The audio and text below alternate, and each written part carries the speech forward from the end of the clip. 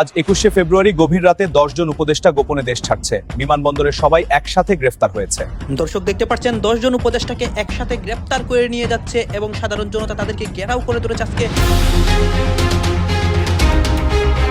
এদিকে আজ 21 ফেব্রুয়ারি গভীর রাতে 10 জন উপদেষ্টা একসাথে বিমানবন্দরে গ্রেফতার হয়। তারেক রহমানের পরিকল্পনায় সারা দেশেই অস্থিতিশীল পরিবেশ। বিএনপি সরকার দায়িত্ব নেওয়ার পর 72 ঘন্টার মধ্যে তারা যে ঘটনা ঘটালো নজিরবিহীন। অতীতে আওয়ামী লীগ সরকার থেকে শুরু করে আরো অনেক সরকার এসেছে, কিন্তু 72 ঘন্টার মধ্যে আমি প্রথম 72 ঘন্টা অ্যাসেস করছি। এত দুর্বলতা, এত অযোগ্যতা, এত অঘটন অতীতের কোনো সরকার ঘটায়নি। বিএনপির বিরুদ্ধে এই চাঁদাবাজির অভিযোগ, সন্ত্রাসের অভিযোগ কিন্তু পুরো সময়কাল জুড়ে 2024-এর আগস্টের পর থেকে রাজনৈতিক পরিবর্তন হয়েছে, কিন্তু অর্থনৈতিক কাঠামো কি বদলেছে? বৈষম্য কমানো না গেলে কি বাংলাদেশ আরেকটি অস্থির সময়ের দিকে এগোচ্ছে? জুলাই বদলেছিল রাজনীতি, কিন্তু রাষ্ট্র কি বদলেছে?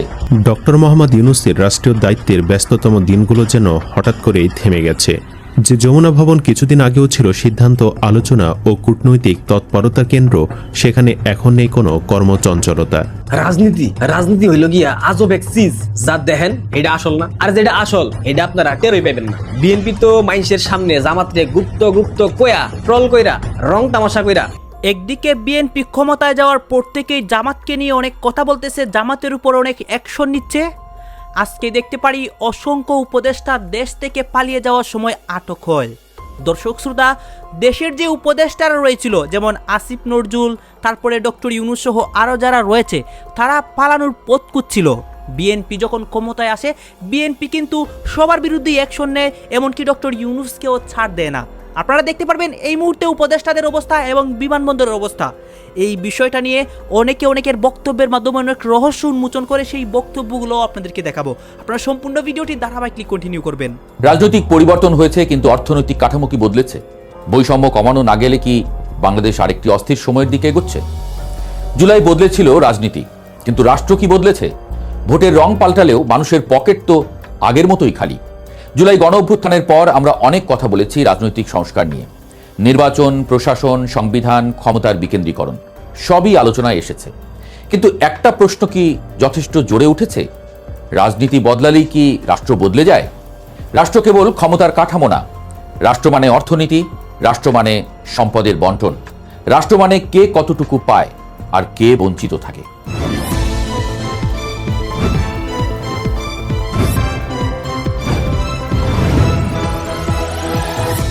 রাজনীতি বিশ্লেষক আলতাফ পারভেজ বলছেন, স্বাধীনতার 54 বছরে বৈষম্য কমানো এখনো রাষ্ট্রের কেন্দ্রীয় এজেন্ডা ছিল না।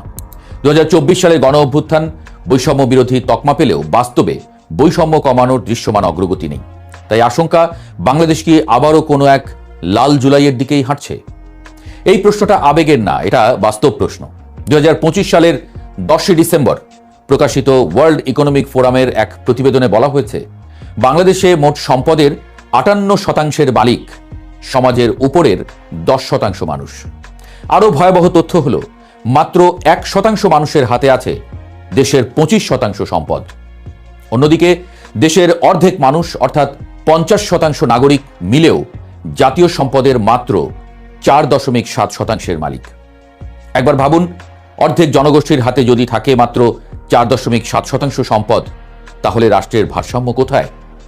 আরেকটি প্রশ্ন সামনে আসে যে, এই বৈষম্য শুধু অর্থনৈতিক, নাকি এর রাজনৈতিক প্রভাবও আছে?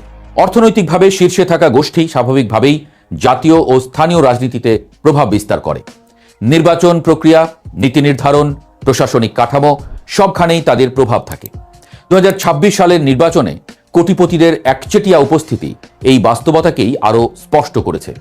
যখন সম্পদ ও ক্ষমতা একই হাতে কেন্দ্রীভূত হয়, তখন নীতিও অনেক সময় সেই গোষ্ঠীর পক্ষে ঝুঁকে পড়ে। ফলে বৈষম্য শুধু টিকে থাকে না, বাড়তে থাকে।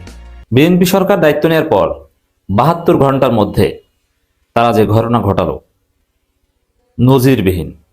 অতীতে আওয়ামী লীগ সরকার থেকে শুরু করে আরো অনেক সরকার এসেছে, কিন্তু 72 ঘন্টার মধ্যে আমি প্রথম 72 ঘন্টা অ্যাসেস করছি। এত দুর্বলতা, এত অযোগ্যতা, এত অঘটন অতীতের কোনো সরকার ঘটায়নি। হাসিনার কথা বলবেন? হাসিনা যে সুশাসন নিশ্চিত করেছিল, যতটুকু ফ্যাসিজমের মধ্যে হাসিনা যে উন্নয়ন করেছিল, মানুষকে যতটুকু ভালো রেখেছিল, বিএনপিকে ওইটা করতে 100 বার জন্মগ্রহণ করা লাগবে। বিএনপি পারবে না। বাংলাদেশটাকে বদলে দিয়েছে হাসিনা। হ্যাঁ, হাসিনা ওয়াজ ফ্যাসিস্ট। হাসিনার মূল সমস্যা ছিল ভিন্ন মতকে দমন করতো, ভিন্ন মতের নেতাকর্মীদের ফাঁসি দিত, হত্যা করত। নইলে বাংলাদেশের জীবনযাত্রার মান উন্নয়ন করেছে হাসিনা। আপনি ঋণের বোঝা অমুক তমুক যত থিওরি দেন, ওইসব থিওরি সাধারণ জনগণ বুঝে না। সাধারণ জনগণ বুঝে আমি আগে না খেয়ে থাকতাম, এখন আমি খাই। ওটা বুঝতে যাবে না। ওইসব আপনার জিডিপি গ্রোথ রেট, অমুক তমুক ঋণ পার পার্সন বা পার ক্যাপিটাল ঋণ, এইসব থিওরি মানুষ বুঝবে না। মানুষ দেখছে বিএনপির আমলে বিদ্যুৎ থাকতো না, রাস্তাঘাটে শুধু খাম্বা ছিল, এখন বিদ্যুৎ থাকে। মানুষ দেখছে দেশ অচল হয়ে গেলে, করোনায় দেশ লকডাউন হয়ে গেলেও কেউ না খেয়ে মরে না, যেভাবে হোক তার কাছে সাহায্য আসে। মানুষ দেখছে যে দ্রব্যমূল্য বেড়েছে, কিন্তু তারপর মানুষ কিনে খেতে পেরেছে, পাচ্ছে। আগে রাস্তাঘাট সব কাঁচা ছিল, এখন রাস্তাঘাট পাকা। গ্রামে গঞ্জে প্রত্যন্ত অঞ্চলে পাকা রাস্তা। বাংলাদেশ এখন ডিজিটাল বাংলাদেশ। ওয়াইফাই একদম প্রত্যন্ত অঞ্চলে। বাংলাদেশ শতভাগ বিদ্যুতায়িত। কে করেছে? শেখ হাসিনা করেছে। ওভারঅল শেখ হাসিনা যা করেছে 100 বছর লাগবে, পারবে না। ও 100 বছর দিলেও বিএনপি পারবে না, জীবনেও বিএনপি পারবে না। অনেকে এটা শেখ হাসিনার সাথে এভাবে বিএনপি সরকার তুলনা করি, অনেকে নেগেটিভলি নিতে পারেন। আরে ভাই, এটা সত্য কথা, আপনাকে মানতে হবে। এবং সুশাসনের কথা যদি বলেন, ঘুষ, দুর্নীতি, হাজারো দুর্নীতি আওয়ামী লীগ সরকার করেছে, হাসিনা সরকার করেছে। এই দুর্নীতি করার মধ্য দিয়ে যতটুকু দুর্নীতি দমন করতে পেরেছিল হাসিনা সরকার, বিএনপি 100 বছরও পারবে না। হাসিনা সরকার বা সরকারের লোকজনকে কিছু কিছু জায়গায় শেখ হাসিনা খেতে দিত, যে তোরা খা, বড় বড় মেগা প্রজেক্ট করে দিত, তোরা এটা খা, এটা খেয়ে তোরা কোটিপতি হয়ে যা। কিন্তু তারপর কিছু জায়গায় দুর্নীতির লাগাম টেনে ধরেছিল, কিছু জায়গায় স্বচ্ছতা, জবাবদিহিতা নিশ্চিত করতে পেরেছিল। এটা একমাত্র হাসিনার ডিড দ্যাট, আর কেউ পারেনি।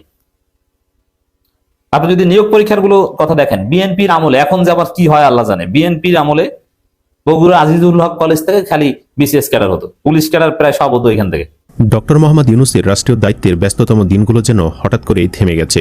যে যমুনা ভবন কিছুদিন আগেও ছিল সিদ্ধান্ত, আলোচনা ও কূটনৈতিক তৎপরতা কেন্দ্র, সেখানে এখন নেই কোনো কর্মচঞ্চলতা, আছে শুধু একরাশ নীরবতা। সে নীরবতার মধ্যেই প্রশ্ন, সদ্য বিদায়ী অন্তর্বর্তী সরকারের প্রধান উপদেষ্টা ডক্টর মোহাম্মদ ইউনূস এখন কোথায়, কি নিয়ে বা কাটছে তার সময়? এই প্রশ্ন যখন জনমনে, তখন একটি ভিডিও ভাইরাল হয় সামাজিক যোগাযোগ মাধ্যমে।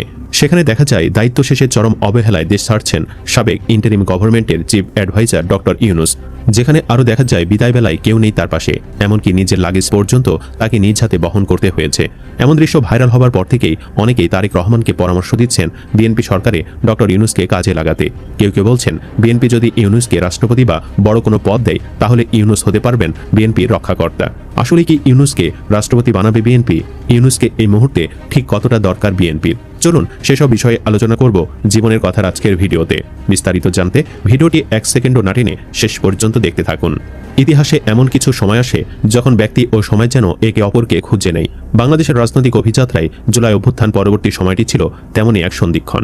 অনিশ্চয়তা, ভঙ্গুরতা ও জাতীয় উদ্বেগে ভরা সেই মুহূর্তে ডক্টর মোহাম্মদ ইউনূসের অন্তর্বর্তী সরকারের প্রধান উপদেষ্টার দায়িত্ব গ্রহণ ছিল এক ঐতিহাসিক ঘটনা, যা নিছক প্রশাসনিক প্রয়োজনের চেয়ে অনেক বেশি কিছু। এটি ছিল নৈতিক সাহস ও গভীর জাতীয় দায়বদ্ধতার প্রতিফলন। জুলাই অভ্যুত্থানের সময় ডক্টর ইউনূস দেশের বাহিরে অবস্থান করছিলেন।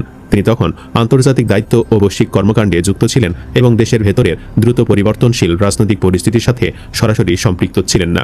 গুরুত্বপূর্ণ বিষয় হলো, এই দায়িত্ব গ্রহণের কোনো ব্যক্তিগত আকাঙ্ক্ষায় তার ছিল না। রাজনৈতিক অস্থিরতার মধ্যে সীমিত সাংবিধানিক ক্ষমতা ও বিপুল জনপ্রত্যাশার ভার নিয়ে একটি অন্তর্বর্তী সরকারের নেতৃত্ব দেওয়া কোনোভাবেই আরামদায়ক বা আকর্ষণীয় ছিল না। তবু জুলাই অভ্যুত্থানের অগ্রভাগে থাকা ছাত্র নেতারা, নাগরিক সমাজের প্রতিনিধিরা এবং বিভিন্ন দায়িত্বশীল মহল বিশ্বাস করতেন, এই সংকটকালে কেবল একজন আন্তর্জাতিকভাবে গ্রহণযোগ্য ও নৈতিক উচ্চতায় অধিষ্ঠিত ব্যক্তি দেশকে স্থিতিশীলতার পথে এগিয়ে নিতে পারবেন। জাতীয় প্রয়োজনের তাগিদেই ডক্টর মোহাম্মদ ইউনূস শেষ পর্যন্ত এই দায়িত্ব গ্রহণে সম্মত হন। এটি ছিল ক্ষমতার লোভ থেকে নেওয়া কোনো সিদ্ধান্ত নয়, বরং আত্মত্যাগমূলক নেতৃত্বের এক স্পষ্ট দৃষ্টান্ত। কিন্তু আজ বড্ড আফসোস লাগে যে ইউনূস রক্তপাতহীন নির্বাচন দিয়ে বিএনপিকে ক্ষমতার শীর্ষে বসালো, সেই ইউনূসকেই মূল্যায়ন করল না তারেক রহমানের সরকার। না হলে কি আর এভাবে একাকী দেশ ত্যাগ করতে হয়, নিজের লাগেজ নিজেকে বহন করতে হয়? যাই হোক, মূল আলোচনায় ফিরি। অন্তর্বর্তী সরকারের প্রধান উপদেষ্টা হিসেবে ডক্টর ইউনূসকে কাজ করতে হয়েছে কঠোর বাস্তবতার মধ্যে। সময় সীমিত, সাংবিধানিক ক্ষমতা সংযত এবং রাজনৈতিক বিভাজন তীব্র। সামান্য ভুল সিদ্ধান্ত দেশকে গভীর অস্থিতিশীলতার দিকে ঠেলে দিতে পারত। এই বাস্তবতায় তার নেতৃত্ব ছিল সংযত, বিচক্ষণ এবং নৈতিকতা নির্ভর। তিনি কখনোই এই দায়িত্বকে ব্যক্তিগত মর্যাদা বা রাজনৈতিক অবস্থান শক্ত করার হাতিয়ার হিসেবে ব্যবহার করেননি, বরং রাষ্ট্রের প্রশাসনিক ধারাবাহিকতা বজায় রাখা, শাসন ব্যবস্থাকে সচল রাখা এবং আন্তর্জাতিক পরিমণ্ডলে বাংলাদেশের বিশ্বাসযোগ্যতা অক্ষুণ্ণ রাখাই ছিল তার প্রধান লক্ষ্য। সংলাপের প্রতি তার আগ্রহ, ধৈর্য ও সংঘাত এড়িয়ে সমাধানের পথ খোঁজার মানসিকতা দেশকে একটি গুরুতর সংকট থেকে রক্ষা করেছে। ডক্টর মোহাম্মদ ইউনূসকে কেবল অন্তর্বর্তী সরকারের প্রধান উপদেষ্টা হিসেবে মূল্যায়ন করলে তার প্রকৃত অবদানকে খাটো করা হবে। তিনি সেই বিরল বৈশ্বিক ব্যক্তিত্বদের একজন, যারা আনুষ্ঠানিক ক্ষমতায় না থেকেও একটি দেশের কণ্ঠস্বর ও মূল্যবোধকে বিশ্ব দরবারে তুলে ধরতে পারেন। ক্ষুদ্র ঋণ ও সামাজিক ব্যবসার ধারণার 2024 সালের সেই তথাকথিত জুলাই আন্দোলন, যেটাকে আমি সবসময় জুলাই জঙ্গি উত্থান বলে অভিহিত করি, এই জুলাই আন্দোলন কিংবা এই জুলাইয়ের চেতনা শুধুমাত্র আমাদের স্বাধীনতা, মুক্তিযুদ্ধ কিংবা সংবিধানের বিরুদ্ধে অবস্থান নেয়নি। এটা আমাদের রক্তে অর্জিত মাতৃভাষা বাংলার আত্মাকেও বারবার আঘাত করেছে। আপনারা অনেকেই প্রশ্ন করতে পারেন, সেটা কিভাবে? যে জাতি ভাষার জন্য প্রাণ দিল, যে জাতি ভাষার জন্য রক্ত ঝরালো, বন্দুকের নলের সামনে গিয়ে দাঁড়ালো, সেই জাতির সন্তানরা যখন স্বাধীনতার বদলে আজাদি, বিপ্লবের বদলে ইনকিলাব, সুবিচারের জায়গায় ইনসাফ, নিপীড়িতের পরিবর্তে মজলুম, নতুন ব্যবস্থার পরিবর্তে নয়া বন্দোবস্ত এমন শব্দচয়ন ব্যবহার করে, তখন স্বাভাবিকভাবেই আমাদের ভাষা সৈনিকরা কষ্ট পায়। যে ভাষার জন্য তারা নিজেদের জীবন বিসর্জন দিয়েছিল, তাদের পরবর্তী প্রজন্ম সেই ভাষাকে প্রত্যাখ্যান করে উর্দু ভাষার শব্দ বাংলা ভাষার মধ্যে প্রবেশ করানোর আপ্রাণ চেষ্টা করছে, যেগুলো সম্পূর্ণভাবে প্রতিষ্ঠিত হয়েছে এনসিপির সেই তথাকথিত জুলাই সন্ত্রাসীদের মাধ্যমে। পাকিস্তান থেকে আমদানি করা শব্দে বাংলাদেশ চলবে, মানুষ সেই শব্দগুলোকে আয়ত্ত করে স্বাভাবিকভাবে ব্যবহার করবে, এমন স্বপ্ন যারা দেখেছিল, বাংলাদেশের মানুষ সেই স্বপ্নে জল ঢেলে দিয়েছে। ভাষা আমাদের পরিচয়, সেই পরিচয়ের ভেতর যেই শব্দগুলা রক্তে লেখা, সেই শব্দগুলাকে সরিয়ে অন্য শব্দ প্রতিষ্ঠা করার চেষ্টা করা কতটা বোকামি, সেটা এই জুলাই সন্ত্রাসী এবং জামায়াত ইসলাম হারে হারে টের পাচ্ছে।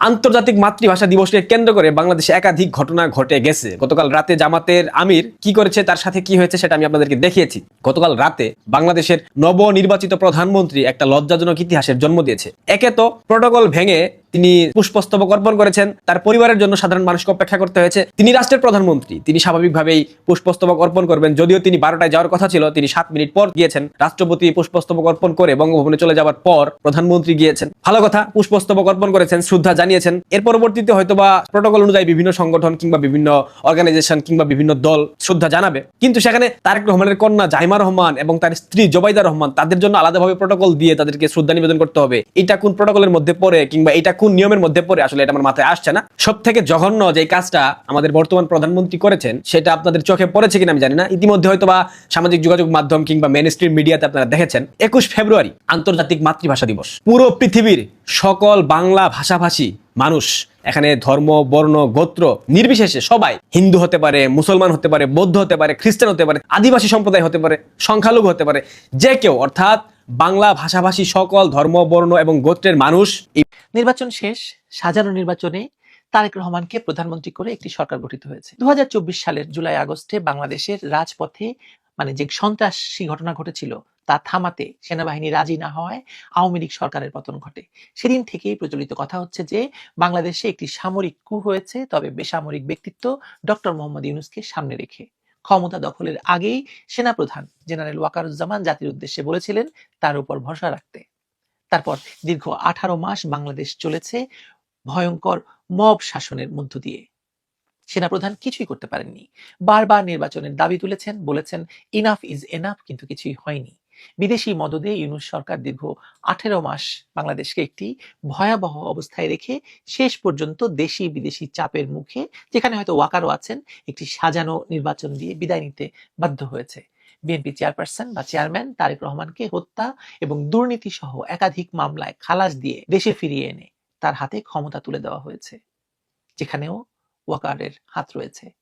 কিন্তু এত কিছু করেও সেনাপ্রধান ওয়াকারুজ্জামান শান্তিতে তার মেয়াদকাল শেষ করতে পারবেন কি?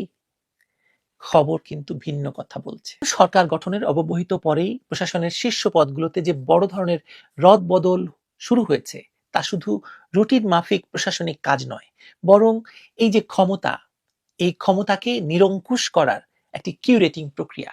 এই প্রক্রিয়ায় প্রথম বড় ধাক্কাটি এসেছে পুলিশ প্রশাসনের উপর। পুলিশের মহাপরিদর্শক বা আইজিপি পদ থেকে বাহারুল আলমকে সরিয়ে দেওয়ার সিদ্ধান্ত এবং তাকে ঘিরে সৃষ্ট বিতর্ক প্রশাসনের অন্দরে অস্থিরতার স্পষ্ট ইঙ্গিত দিচ্ছে। দর্শক আপনারা দেখলেন এখানে কি কথা হচ্ছে, অনেকে কিন্তু অনেক কথা বলতেছে, অনেকে আলোচনা করতেছে, অনেকে সমালোচনা করতেছে দেশের বিভিন্ন অবস্থা এবং পরিস্থিতি নিয়ে। বিশেষ করে এখানে দেশের রাজনীতির প্রেক্ষাপট নিয়ে কথা হয়, আরও অনেক বিষয় নিয়ে কথা হয় গাইজ। এই বিষয়গুলো নিয়ে এবং দেশের রাজনীতির প্রেক্ষাপট নিয়ে সবাই সবার মন্তব্য প্রকাশ করতেছে গাইজ। এই বিষয় নিয়ে আপনাদের মন্তব্য কি? আপনাদের মন্তব্যটা অবশ্যই আপনারা আমাদের কমেন্ট বক্সে লিখে যাবেন। সর্বশেষ আপনাদের কাছে আমাদের রিকোয়েস্ট থাকবে, আপনারা আমাদের চ্যানেলে নতুন দর্শক হয়ে থাকলে চ্যানেলটি সাবস্ক্রাইব করবেন এবং পাশে থাকা বেল বাটনটি বাজাবেন যাতে করে নেক্সট ভিডিওটা সবার আগে আপনাদের কাছে পৌঁছে যায়। ধন্যবাদ।